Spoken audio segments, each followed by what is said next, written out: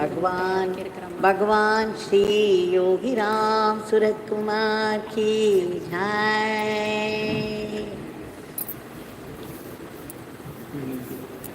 योगी राम सूरत कुमार ब्रह्म पाठ।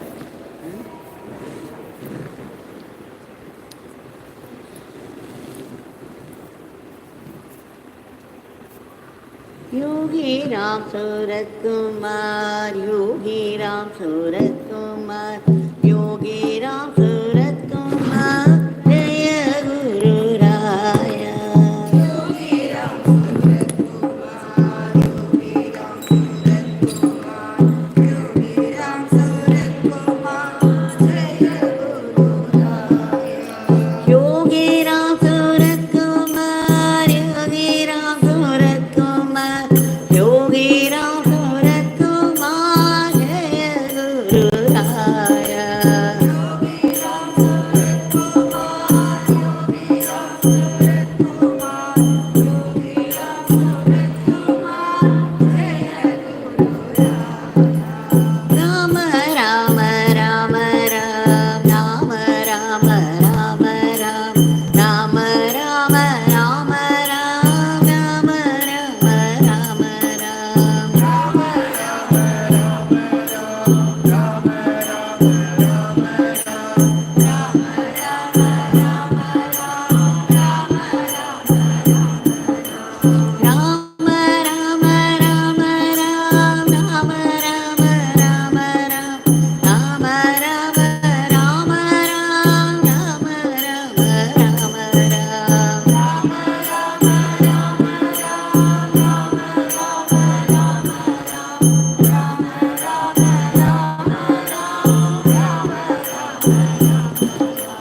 योगी राम सूरत कुमार, योगी राम सूरत कुमार, योगी राम सूरत कुमार, जय गुरु राया।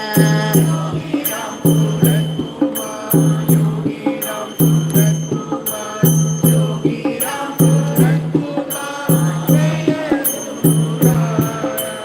योगी राम सूरत कुमार, योगी राम सूरत कुमार, योगी राम सूरत कुमार, जय गुरु राया। योगी राम सूरत कुमार, योगी राम सूरत कुमार, योगी राम सूरत कुमार, जय गुरु राया। Ram Ram Ram Ram Ram Ram Ram Ram Ram Ram Ram Ram Ram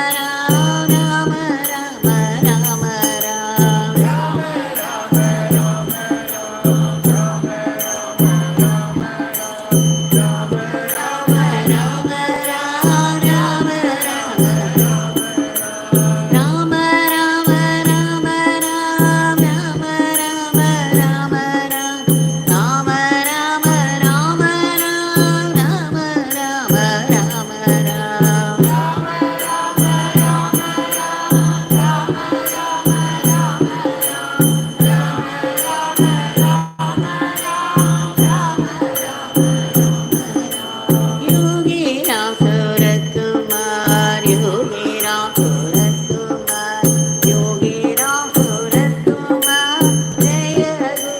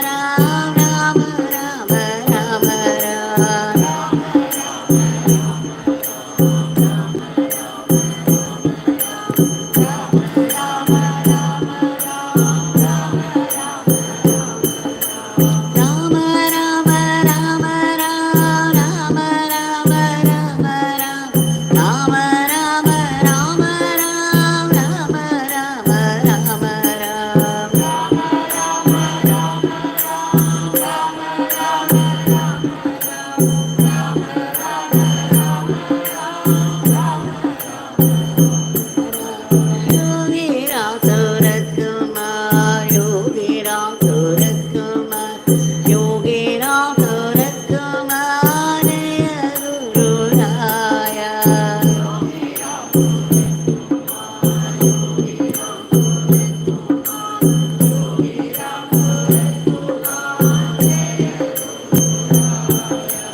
Yogi Ram Suratkumar, Yogi Ram Suratkumar, Yogi Ram Suratkumar, Jaya Guru Raya.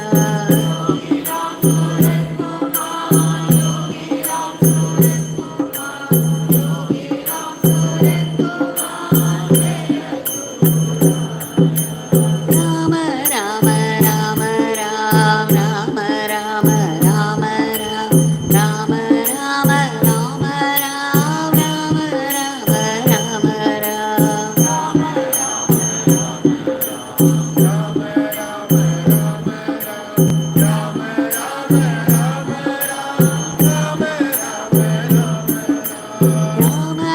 Rama Ram Rama Rama Rama Ram Rama Rama Rama Rama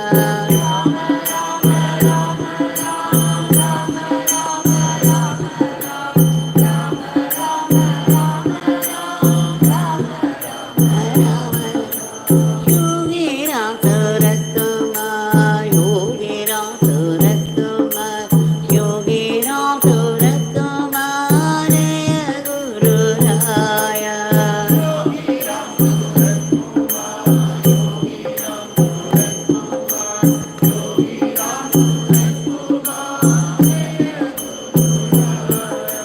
Yogi Ram Suratkumar, Yogi Ram Suratkumar,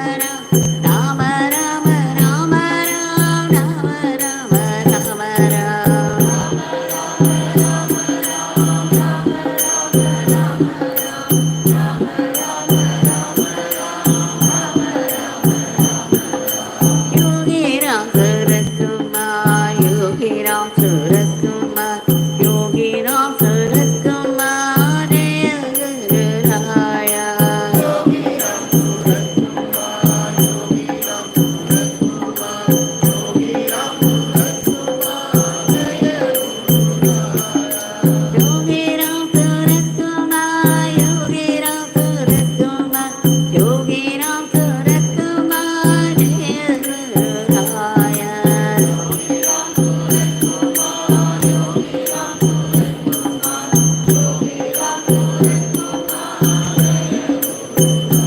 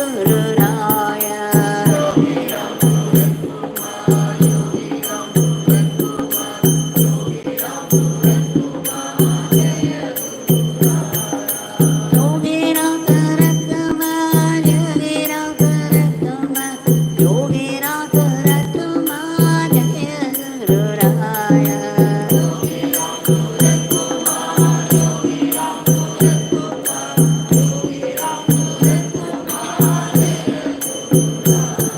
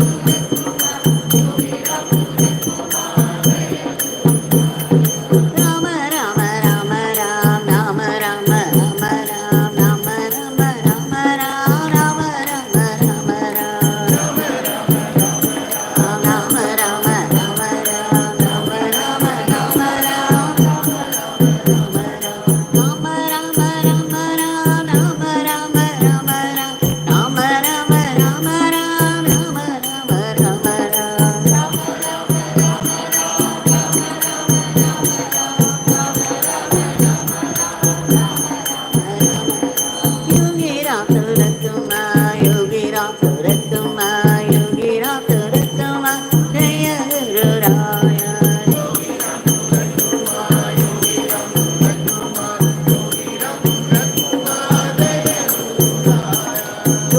Yogiramsuratkumar, Yogiramsuratkumar, Yogiramsuratkumar, Jaya Guru Raya.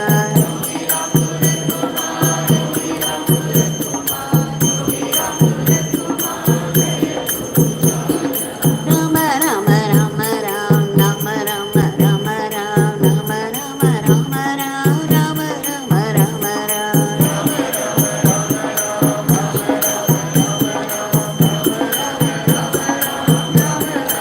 Rama Rama Rama Ram, Rama Rama Rama Ram, Rama Rama Rama Ram, Rama Rama Rama Ram.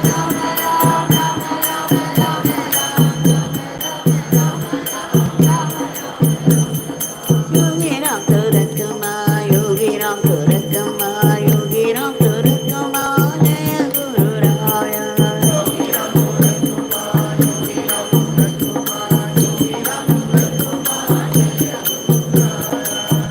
Yogiramsuratkumar, Yogiramsuratkumar, Yogiramsuratkumar, Jaya Guru Raya.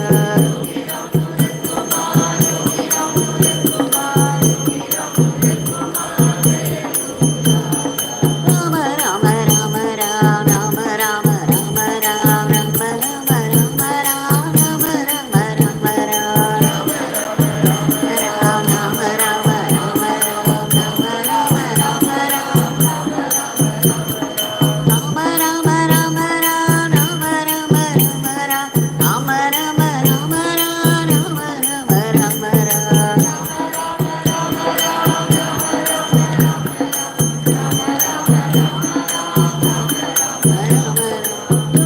Yogiramsuratkumar, Yogiramsuratkumar, Yogiramsuratkumar, Jaya Guru Raya.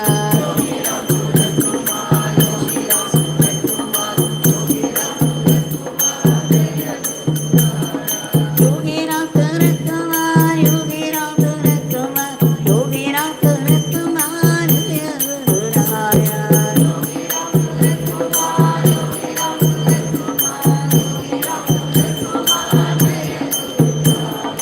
Rama Rama Rama Ram, Rama Rama Rama Ram, Rama Rama Rama Ram, Rama Rama Rama Ram.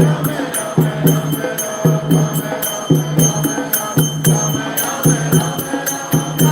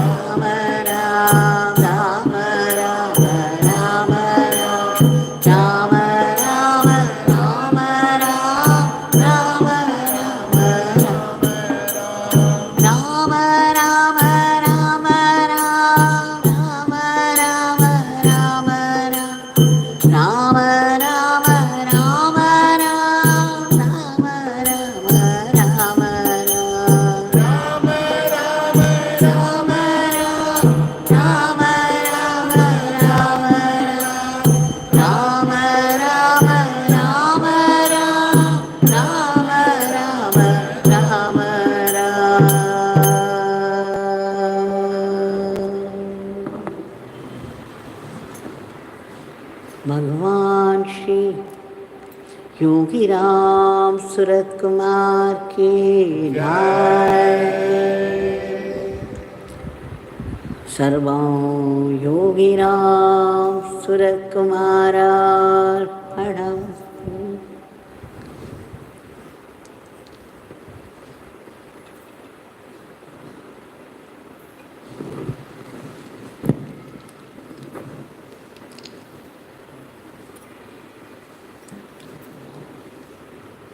Bhagwan often said that nothing could happen except for His grace. That we close our eyes and open happens because of Him. Everything about this cosmos, everything about you and me happens because of His grace. Now this grace is meant for celebration. It is this that makes it possible for all of us to be here every day without fail. And both times, both the twilights, morning and evening, the time of worship. And it's by this grace that we have been able to sing His name as Sankirtan and offer to the lotus feet as Nama lotuses. In deep, deep gratitude, we have offered them at the lotus feet of Bhagavan.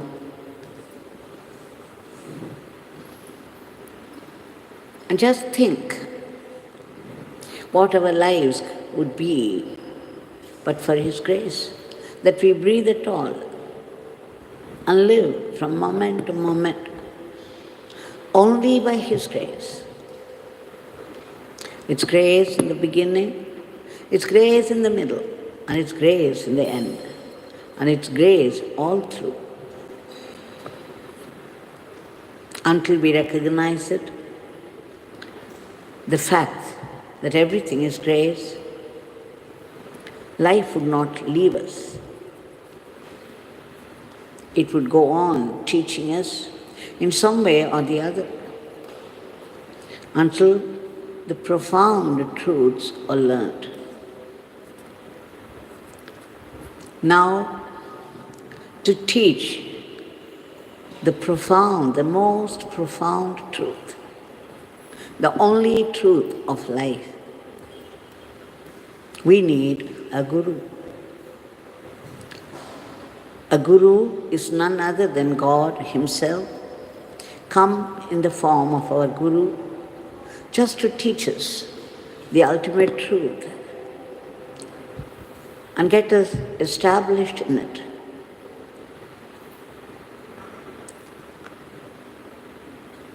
Here, we are now going to see two stories where how the guru is necessary in what he does. Yesterday, we saw the two stanzas of Guru Mahima, Guru Kripa by Ramana Bhagwan, in which we saw that in the presence of a great jnani, the presence of a great sage who is one with God, when we worldly people go and sit, what happens? It takes less than a fraction of a second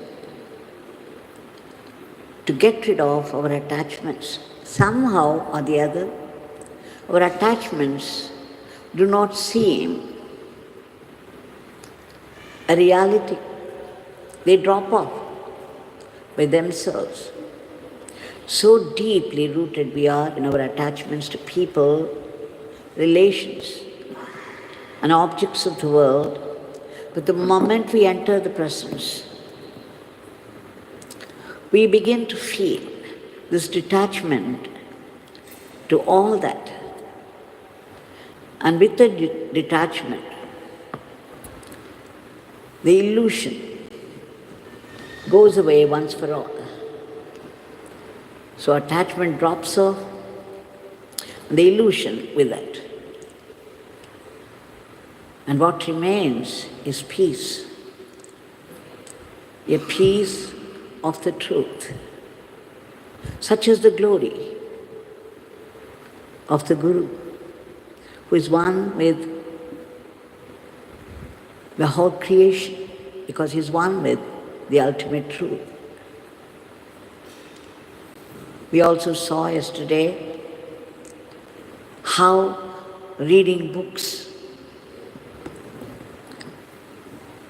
or just listening to the preachers or the meritorious deeds of our past janmas would not help us in any way. It takes a long, long time to come anywhere near God. But one glance, one compassionate gaze, one sharp look from the Guru would instantly transport us into the world of truth.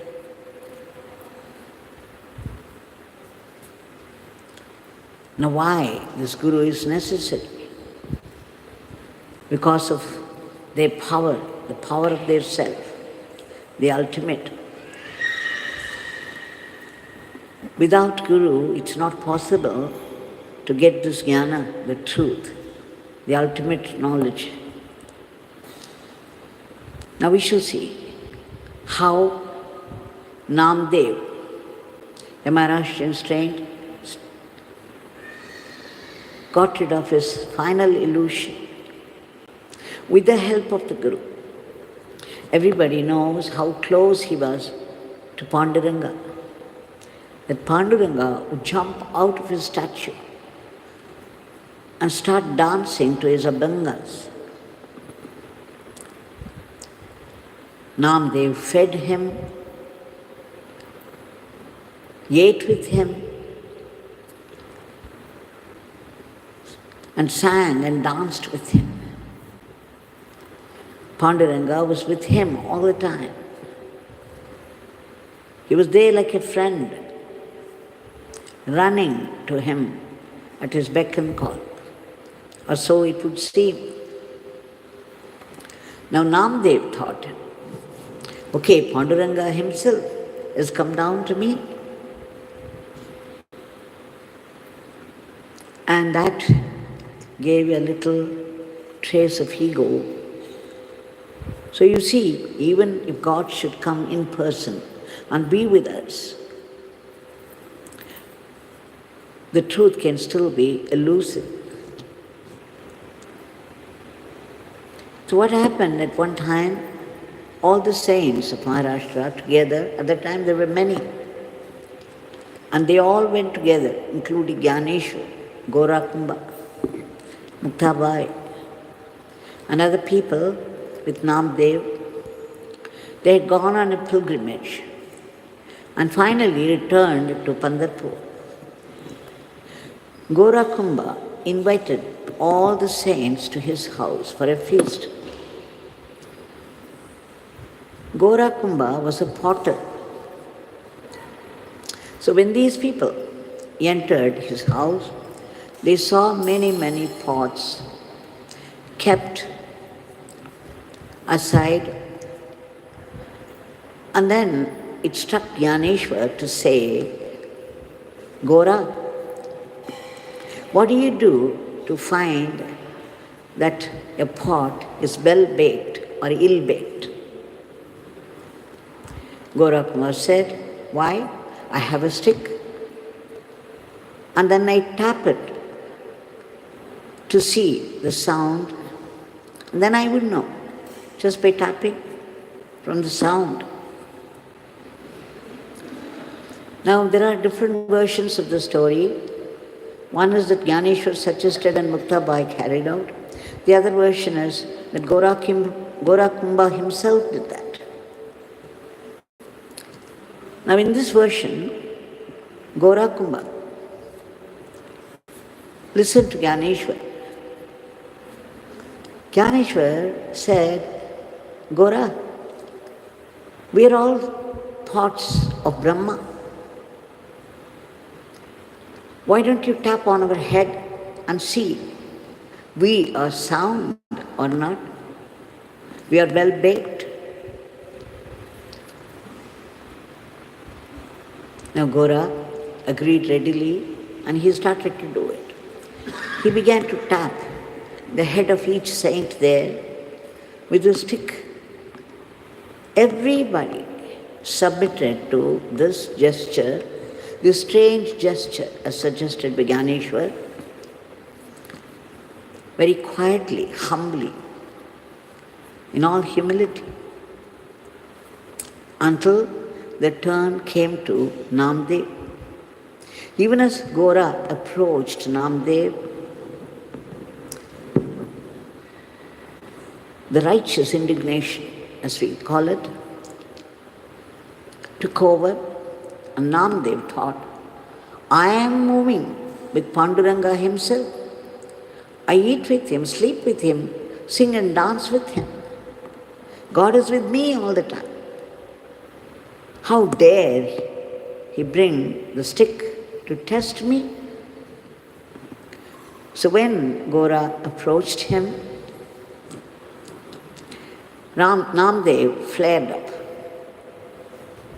He said, hey, what are you doing? Why should you do this? I will not submit to this humiliation. Immediately, without even tapping his head with a stick, Gorakumbha said, Jnaneshwarji, here is a pot that is not well baked, to the utter humiliation of Namdev. Just imagine how it would have felt. Namdev, who thought above others, who thought himself above others because he was moving with God all the time, a privilege which did not happen with other saints, a special privilege. Now, after this humiliation, Namdev could not stay even for a second there. He ran away. He ran all the way to Panduranga's temple and took it out on him. He said, Panduranga, how could you allow this to happen? This humiliation. Did you see what they did to me? Panduranga pretended that he did not know the details at all, and he heard everything from Namdev. And then he pretended to sympathize with him. Now, Namdev raised the question, Panduranga, why didn't you do something? Before this humiliation happened, you could have saved me, had you thought? Panduranga said, that's okay, now you answer my question. Every other saint kept quiet and submitted to the gesture.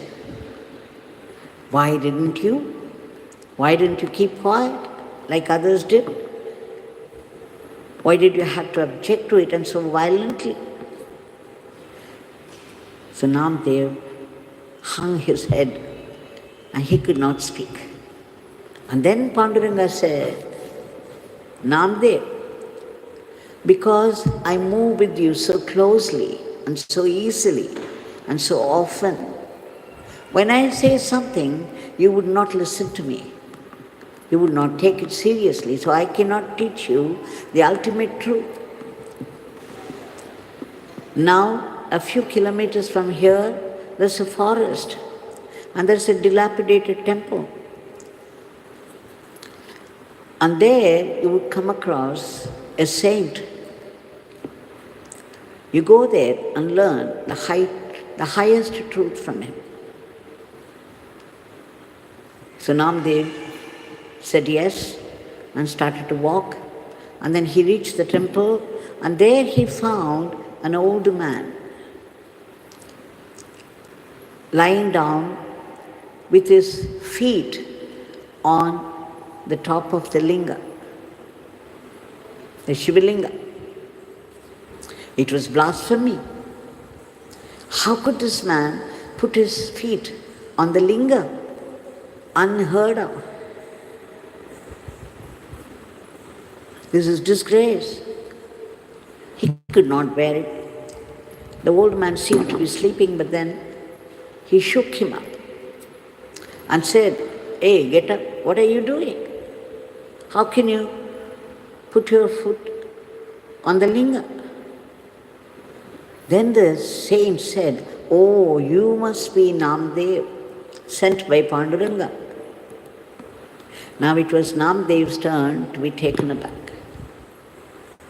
Then he understood this man could not be ordinary. How did he know? He's all alone in this dense forest. There's no way he could have known from any other source. He must be a great man, but all the same, great or not, one should not put their feet on the linga. This is utter blasphemy. So now, the old man said, yes, what you say may be right, but you see, I'm too old to move. If you want, you can lift my leg and put elsewhere.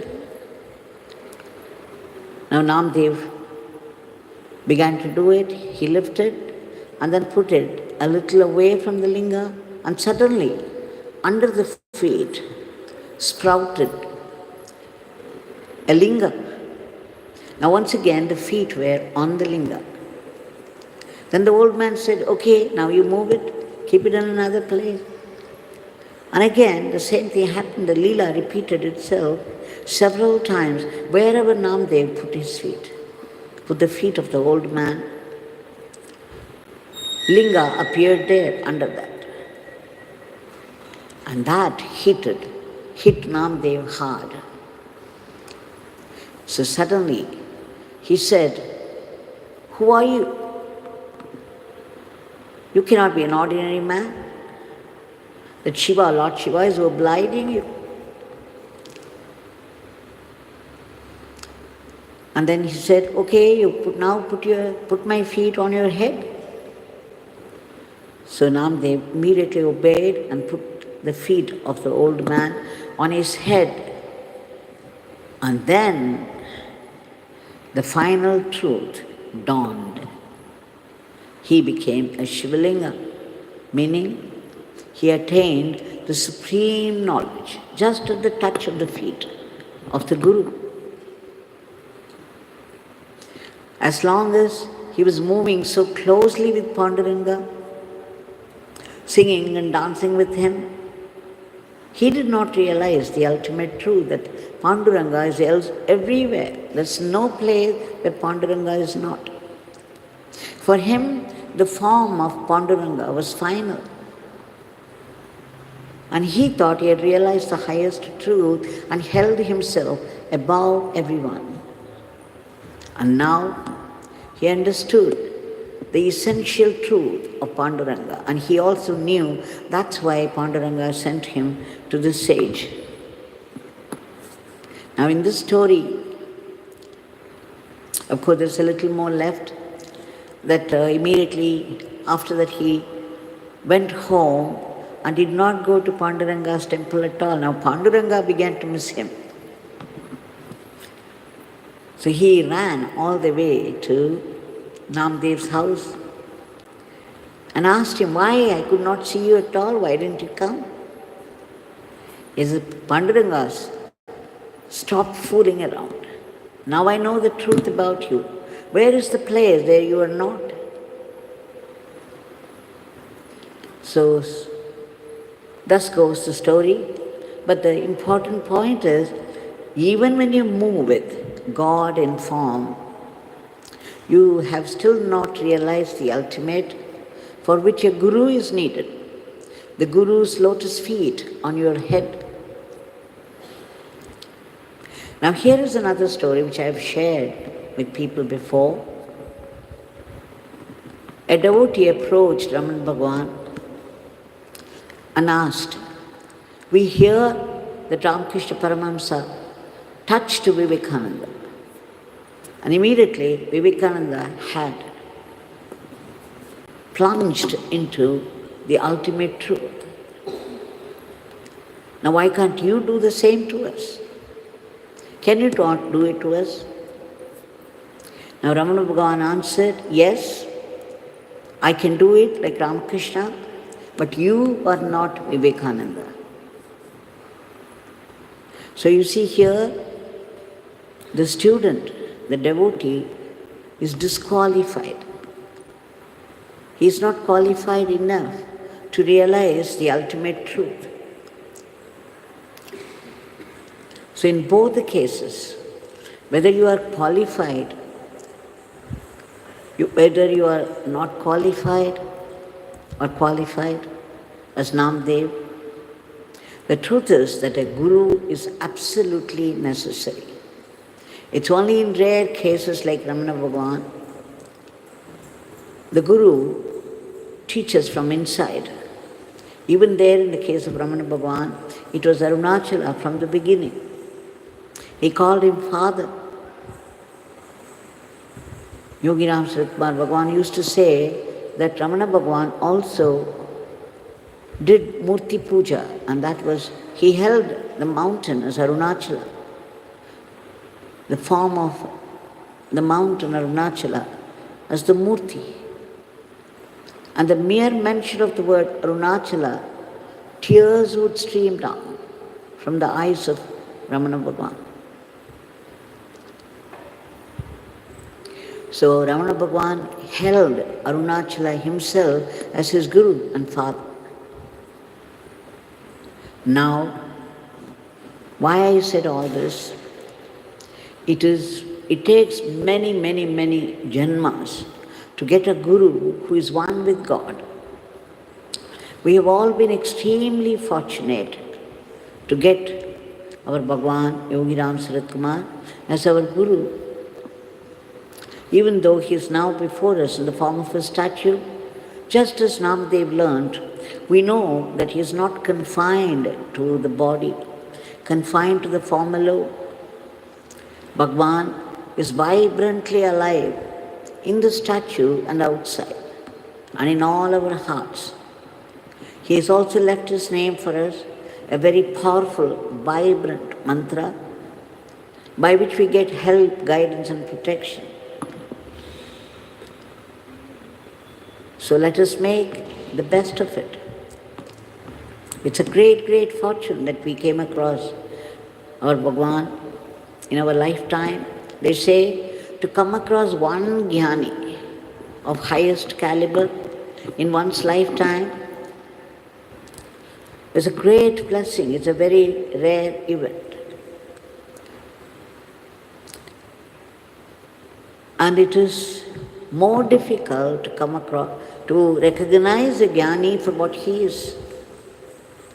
And still more difficult, still more rare, to be able to move with him closely, interact with him, and receive knowledge and experience. So let us celebrate this huge grace that descended upon all of us, that keeps us chanting his name as well, and make the best of it in our lives. Now today's prayer, Bhagwan, we beg you again and again, a million times, for your immediate divine intervention to bring forth a dharmic life, a dharmic normalcy to today's world of violence. Violence is not normal. So much enmity, so much misunderstanding, so much fighting, even in the name of God, and so much killing. Very disturbing, sickening. We pray to you, Bhagwan, you, the cosmic controller, to bring in peace, unity, order, discipline, harmony into the lives of people, so that people will live a dharmic life with remembrance of God. We also beg you to stop those violent wars so that peace and harmony be prevalent. And Bhagavan, please bless the whole world, every country, so that there will be no thought of enmity in the minds of people, no thought of war at all. We also beg you to keep under control those sudden attacks of vicious diseases upon humanity and the violent furies of nature and those devastating accidents. Above all this, we beg you to uproot all the negativities of the human mind, the asuric thoughts which are responsible for today's world of violence. Whichever country people belong to, whatever religion they have embraced, everybody without exception has to go through some severe suffering or the other, and that without help or protection. Why would it happen? It is the law of karma. It is divine justice, which is precise, ruthless and unsparing. It doesn't spare even avatars. Rama and Krishna had to do atonement after their killing the asuras. But then, out of His compassion and generosity, God has given the fund of costless grace. Let's appeal to Him that He reach out all those people all over the world who have fallen into some terrible suffering or the other, to be free from their abject misery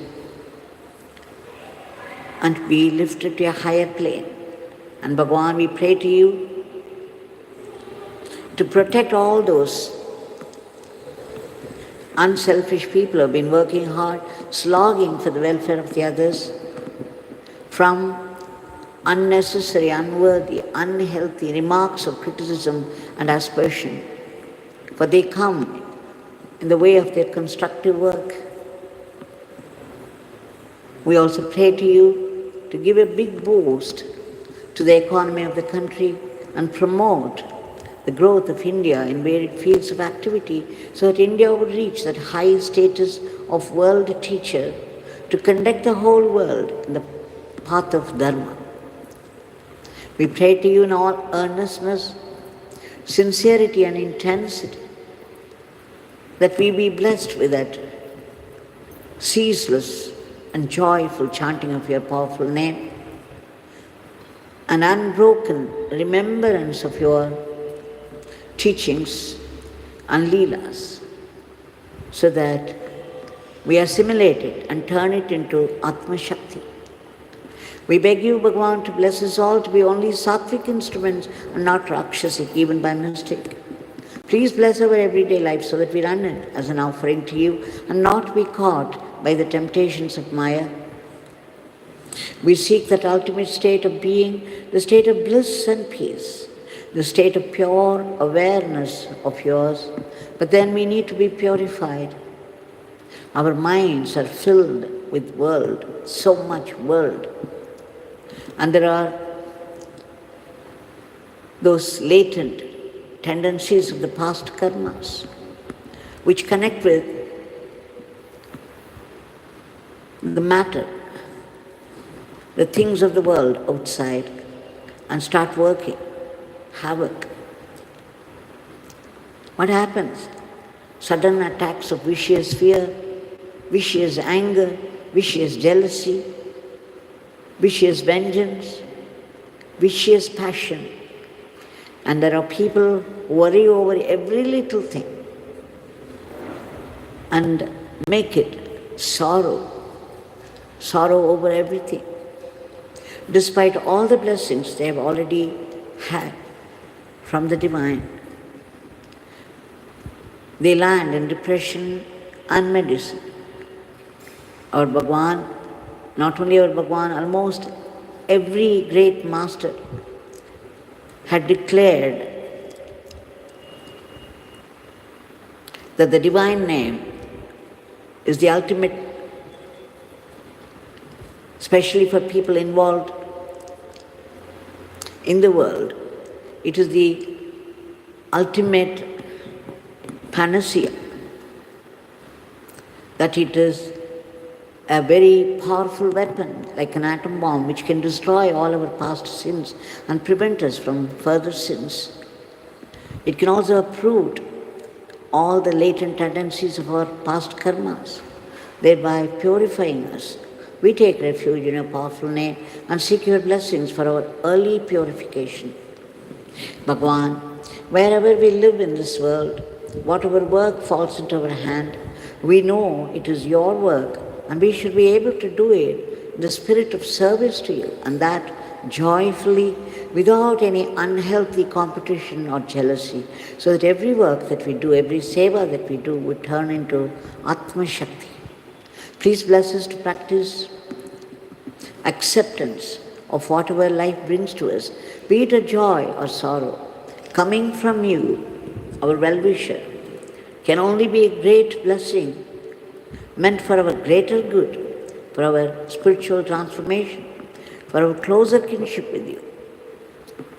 So let us all learn to look upon every punishment that life meets out as coming from God, for it is truly so, as a great blessing, a blessing in disguise. And then, sooner or later, it will also reveal how it is a blessing. And what's more, it will end up in higher wisdom. Otherwise, you know what happens when a punishment comes to us. Unable to bear it, we collapse. We begin to resent God and His grace, feeling terribly let down. And we try to move away.